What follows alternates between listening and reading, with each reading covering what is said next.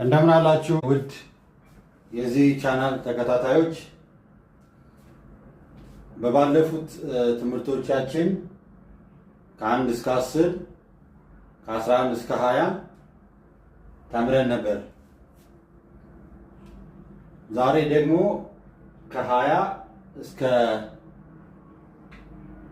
30 ወይም እዚህ ሰሌዳ ላይ የተቀመጡትን ቁጥሮች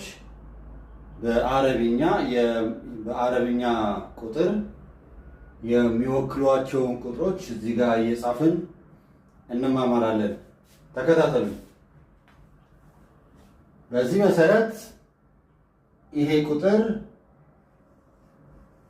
20ን ይወክላል። ይሄኛው 21ን ይወክላል። ይሄኛው 22ን ይወክላል።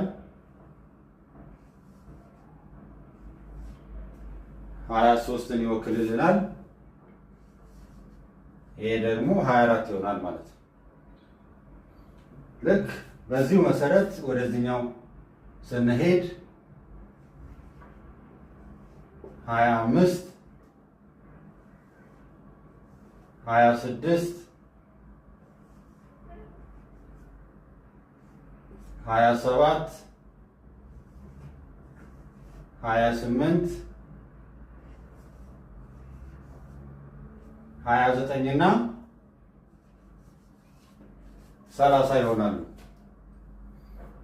ስለዚህ አንዳንድ ጊዜ አንዳንድ ሰዎች በዚህ መልኩ ከጻፉ ትክክል አይደሉም። ለምሳሌ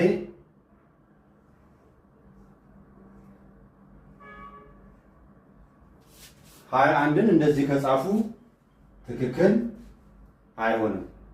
ትክክለኛ የ20 የዚህ ቁጥር ውክልና ይሄ ስለሆነ እንደ ሌሎች ቁጥሮች ለምሳሌ 22ን ወይም 21ን ልክ ከዚህ ጋር 2ን ወስደን አንድ ቁጥር እንደምንጽፈው ሳይሆን የዚህኛው የግዕዝ ቁጥር ወይም የኢትዮጵያ ቁጥር አጻጻፍ ከዚህ በጣም የተለየ በመሆኑ በዚህ መልኩ እንዳንሳሳት።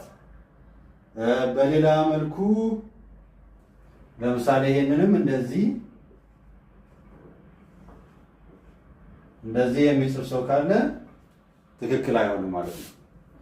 ስለዚህ በሚቀጥለው ሳምንት እስከምንገናኝ ድረስ እነዚህ ቁጥሮች እንደ ቤት ስራ ኮሜንት ላይ ብንሞክራቸው